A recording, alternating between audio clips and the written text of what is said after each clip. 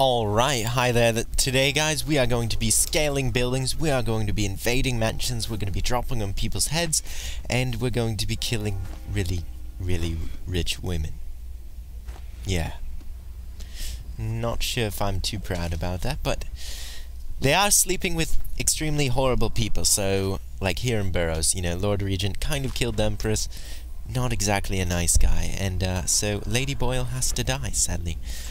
We're not going to send her away to be with Timothy Brisby, because, let's face it, that would be worse.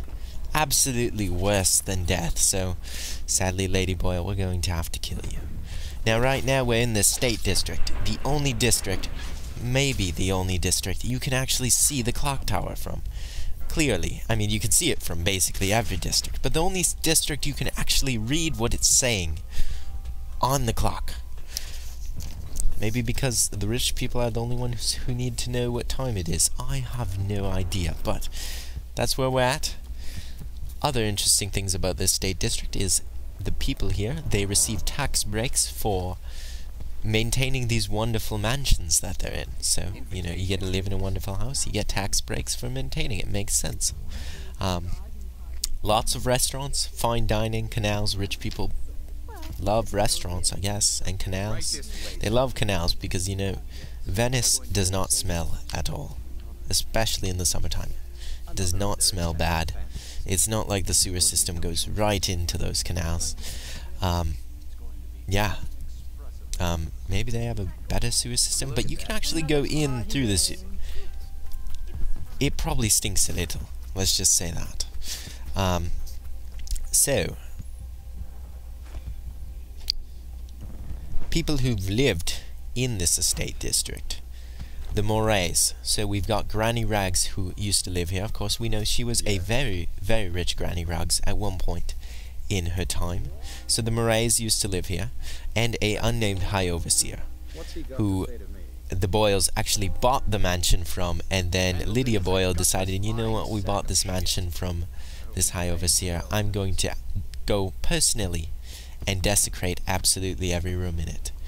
So I'm not quite sure what desecrate means in this circumstance, but I'm just going to leave it up to your imagination. Yeah. Probably, yeah. We'll just leave it up to imagination. Anyways, so, the mansion itself, other than being purchased from the High Overseer and desecrated by Lydia, is a mansion. It's a wonderful mansion with a sewer system that goes right in the canals, and lots of crystal. Yes, that's what I was getting to. Crystal on the land. I'm not going off script at all. Anyways, yeah, they found a lot of crystal.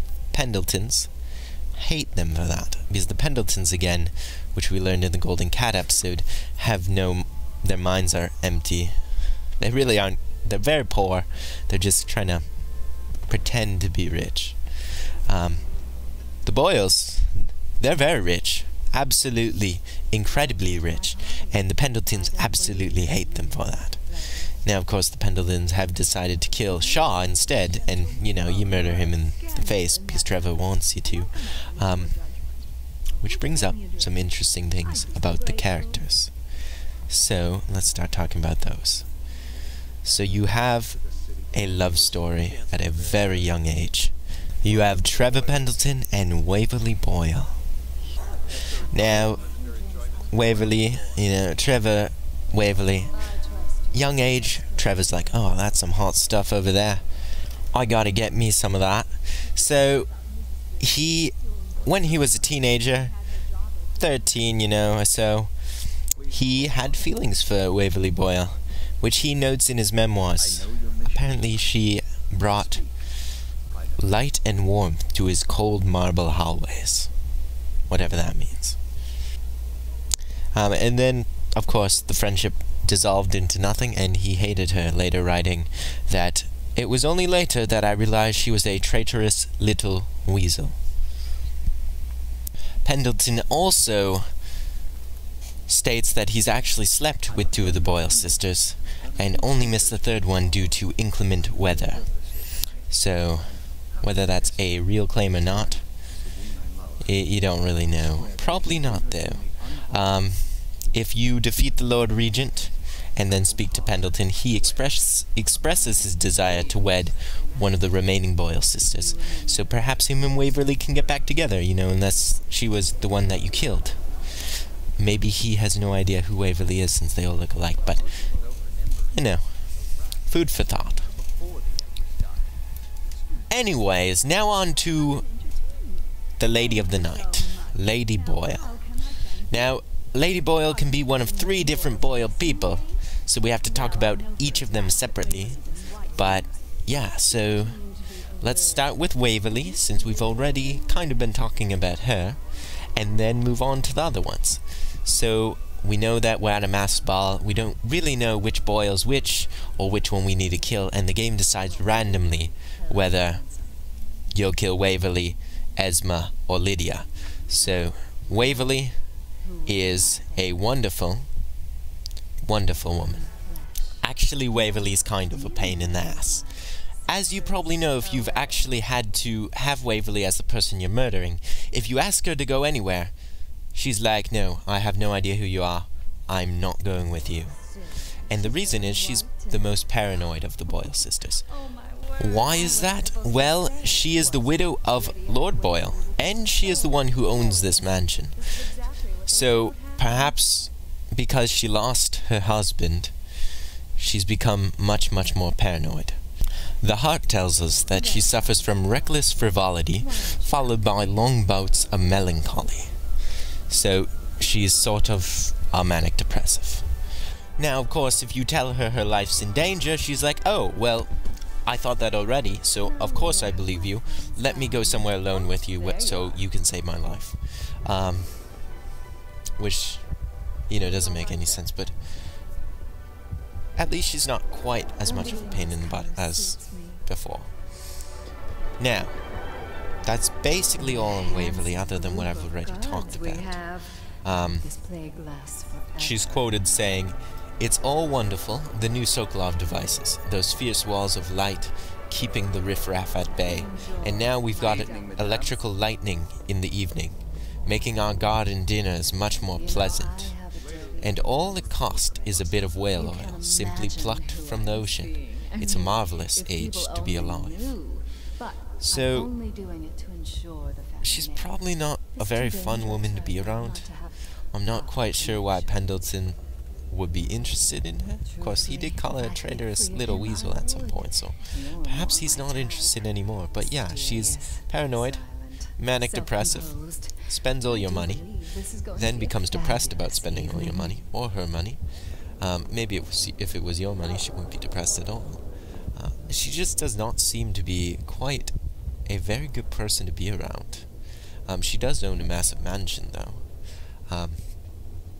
But yeah, and she doesn't trust anyone, and thinks her life's constantly in danger, which, to be fair, if she's the one you have to murder, it kind of is in danger, but enough of that. I mean, if she's sleeping with, yeah, Hiram, maybe that's why she thinks her life's constantly in danger. But anyways, that's Waverly. Esma is the promiscuous sister. She is the one who loves sex, who will brag about, oh, you wouldn't even guess who I'm sleeping with. She's the one I got, so I'll put some audio in there and you can kind of listen to that. She's the easiest, because she leads you upstairs and everyone's like, oh, that's fine. She's just going upstairs with another man. Pretty much the same thing that happens every time. And, oh, now she's dead. Oh well. But yeah, pretty straightforward assassination for Esma. But Esma is a very interesting character because, you know, like all of these sisters, she kind of has a deeper story. Like Waverly lost her husband, or, well, we don't know if she lost him because of natural causes or whatnot, but she's the widow. So she has kind of that backstory, that death that had gone on and affected her. Esma, at one point, had a daughter, gave birth to a daughter at least. We don't know if the daughter survived that birth or what happened, but apparently that process was so excruciating for her it affected her very badly. The heart, Waverly describes her as a drunkard, and the heart tells you that she drinks to forget herself. So she's, she's obviously affected in some way. She has some sort of something to forget, and perhaps she killed her daughter, or maybe she blames herself for her daughter's death, if that's what happened. Or maybe she shipped her daughter off to some long forgotten land and is just forgetting about her, which is horrible. So it could be any of those things, but the birth was so excruciating that it left her unable to become pregnant again, ever. So perhaps she's depressed because of that as well. Maybe she really wants to have another daughter, and she lost her first one, or shipped it away, or whatnot, and she can't ever have that again. And so she's just kind of living it up, drinking, having sex with everyone, and just doing it all to kind of forget herself and get away from that pain that she's in. And if you look at each of the Boyle sisters, they all kind of have that kind of sad pain. Esma's forgetting herself. She's just partying it up just to forget life in general. Waverly lost her husband, incredibly paranoid, manic depressive, spends all her money and then becomes depressed because of it. It's very, very sad. And so the last Boyle sister is Lydia, who is the mysterious musical one, and the only one who doesn't seem to actually suffer from some deeper pain. And she's actually also the most annoying to kill, because if you ask her to go somewhere alone, she's going to go to the music room, where it's not alone at all. There's actually people in and out of there, and wants you to play the piano. But other than that, the heart tells us that she is one of the greatest musicians in all of Bristol. A skill she has cultivated in the absence of sociability or great beauty, which doesn't make sense since she looks exactly like the other Boyle sisters. So perhaps they were supposed to look slightly different at one point and that just got scrapped or whatnot. Or maybe Lydia just doesn't, all the assassination pictures are the same, so I'm assuming they all look the same. But yeah, so amazing musician. We'll take you to the music room, which is just absolute ass to try to actually kill her in. And that's basically it. There's not much more on Lydia, other than that she's mysterious. Things to note about all the Boyles. They all have the finest hindquarters in all of Dunwall, according to Anton Sokolov. So, and his painting of her and whatnot, that's where he's getting it from, is, depending on who it is, so it's all three of them since they're twins, basically. They have the finest hindquarters in all of Dunwall, so there you go.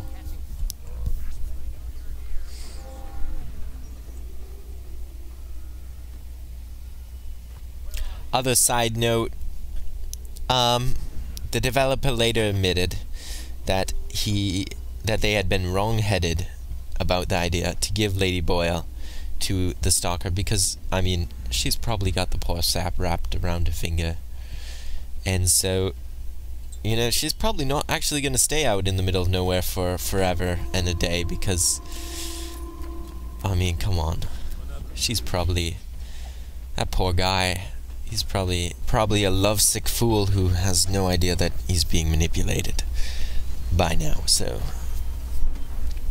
maybe not the best choice, but it's still a very, very fun mission and very good artwork throughout the whole thing, so wonderful experience. So the last three characters we're going to run through real quick. We have Lord Shah, Lord Montgomery Shah, who's a member of Bristol's aristocracy, and he is, a rival of Pendleton, which is why Pendleton wants you to go duel him and you shoot him in the face, basically. Next one is Timothy Brisby, the Stalker of Lady Boyle. you know, is at first you might think he's her lover trying to save her. It's pretty clear once you get to the cellar that he's probably just a stalker. Yeah, he's the one who gets wrapped around her finger. He's a friend of Pendleton's and knows about the Loyalist conspiracy, which is why he knows that why you're there that night. We have Mrs. Adelaide White, who's talking to Ramsey, and basically her purpose is just she gives you one of the colors, or the names of two of the colors of the Boyles, and she likes drinks. And then there's Mattie. Now Mattie is outside, and she is making fun of someone named Emma. You can also steal her invitation. Emma is actually Ella Triss, who's in the actual party. Emma and Mattie says that she's waiting for a handout. Now, whether Ella and Emma are actually the same person, because they're referred to somewhat the same way, but it's possible they're not. Yeah, so she's apparently there for a handout. The interesting piece of lore she gives you, though, is that she talks about the Brimsleys, who, if we have Mace Brimsley, who's the person you meet in Low Chaos, if as part of creating a safe haven side objective. The thing is, she also mentions that they have this weird outsider worship. Now, Mace Brimsley is an aristocrat who, him and his wife don't get along very well. You can read his journal about that. And yes, so that's the Brimsleys. Apparently they worship outsiders and whatnot.